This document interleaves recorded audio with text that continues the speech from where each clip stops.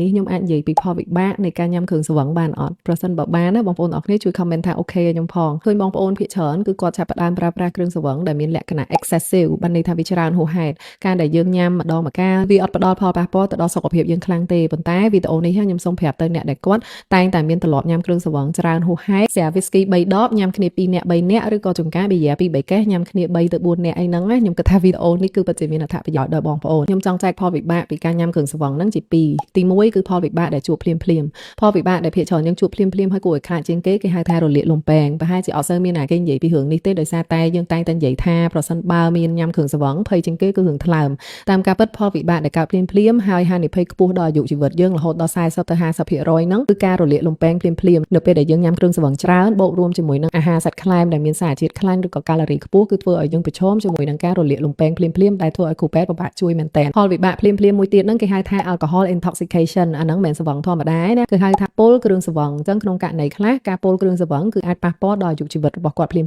ដែរបញ្ហាផ្សេងទៀតគឺជាបញ្ហា long term ឬក៏យើងអាចនិយាយបានថាវាអាចកើតឡើងក្នុងរយៈពេលវែងចន្លោះប្រហែលជា5ឆ្នាំ10ឆ្នាំឬក៏បុគ្គលខ្លះទាល់តែ15ឆ្នាំបានចាប់ផ្ដើមចេញទី1គឺបញ្ហាថ្លើមរបស់យើងអាចនឹងកើតជាខ្លាញ់នៅក្នុងថ្លើមដែលយើងប្រើពាក្យថា alcoholic fatty liver ឬក៏អ្នកខ្លះគឺគាត់អត់ចូលទៅក្នុងខ្លាញ់ក្នុងថ្លើមទេប៉ុន្តែអ្នកខ្លះហ្នឹងធ្វើឲ្យថ្លើមរបស់គាត់រលាករ៉ាំរ៉ៃតិចម្ដងដែលធ្វើឲ្យថ្លើមរបស់គាត់គ្រើមបន្ទាប់មកក្រិនធ្វើឲ្យខ្សោយថ្លើមក្នុងរយៈពេលប្រហែលជា10ទៅ15ឆ្នាំហ្នឹងឯងលើសពីការប៉ះពាល់ទៅលើថ្លើមអ្នកជំងឺដែលគាត់ញ៉ាំគ្រឿងស្រវឹងជាប្រចាំគាត់អាចប្រឈមជាមួយនឹងរឿងចំហកកាពះដែលយើងប្រើពាក្យថា GERD ដោយសារទី1អ្នកដែលគាត់ញ៉ាំគ្រឿងស្រវឹងនៅពេលដែលគាត់ស្រវឹងគាត់អាចមានក្អួតអញ្ចឹងកាលណាយើងក្អួតជាញឹកញយហ្នឹងវាធ្វើឲ្យកកាពះឬក៏សាច់ដុំនិងកកាពះរបស់យើងហ្នឹងវាអន់ថយអញ្ចឹងពេលដែលវាបើកហើយវាពិបាកបិទវិញឲ្យជិតចំណុចមួយទៀត study ជាច្រើនដែលគេបង្ហាញថាការដែលយើងញ៉ាំគ្រឿងស្រវឹងជាញឹកញយហ្នឹងគឺ associate ជាមួយនឹងហានិភ័យនៃរឿងជំងឺចំហកកាពះហ្នឹងតែម្ដងមួយទៀតការញ៉ាំគ្រឿងស្រវឹងគឺវាប្រឈមឲ្យយើងមានបញ្ហា metabolic ផ្សេងពាក់ព័ន្ធជាមួយនឹងការលើសសម្ពាធឈាមការលើសសារធាតុ uric acid នៅក្នុងឈាមហើយមួយទៀតហ្នឹងអាចធ្វើឲ្យយើងលើសជាតិស្ករដែរការសិក្សាធំជាច្រើនបានបង្ហាញថាអ្នកដែលគាត់ញ៉ាំគ្រឿងស្រវឹងច្រើនគាត់អាចប្រឈមជាមួយនឹង cardiovascular risk បានន័យថាហានិភ័យទៅលើសរសៃឈាមហើយនិងបេះដូងរបស់គាត់មាន study ជាច្រើនក៏គេបង្ហាញថាគ្រឿងស្រវឹងក៏មានទំនាក់ទំនងយ៉ាងខ្លាំងជាមួយនឹងជំងឺមហារីកមួយចំនួនដូចជាមហារីកពោះវៀនធំចំពោះមនុស្សប្រុសមហារីកសូដនចំពោះមនុស្សស្រីហើយមហារីកបំពង់អាហាររបស់គាត់ហ្នឹងក៏ឃើញពាក់ព័ន្ធជាមួយនឹងគ្រឿងញ៉ាំគ្រឿងស្រវឹងដែរនៅមានបញ្ហាសុខភាពជាច្រើនទៀតដែលពាក់ព័ន្ធជាមួយនឹងគ្រឿងស្រវឹងសិនបើបងប្អូនទាំងអស់គ្នាអត់ប្រកែកប្រកាន់ទេចូលចិត្តឲ្យខ្ញុំធ្វើវីដេអូក្រានរំលឹកពាក់ព័ន្ធជាមួយនឹងការញ៉ាំគ្រឿងស្រវឹងនេះទៀតណាកុំភ្លេច comment ហើយ share ឲ្យអ្នកដទៃបានឃើញផងចឹងថ្ងៃនេះខ្ញុំជូនប៉ុណ្ណឹងទេបើសិនបើបងប្អូនទាំងអស់គ្នាមានសំណួរឬក៏ចម្ងល់អីអាច comment នៅក្នុងវីដេអូរបស់ខ្ញុំបានដូចសពដងអញ្ចឹងអរគុណច្រើនថ្ងៃក្រោយជួបគ្នាទៀតណាចឹងបាយបាយ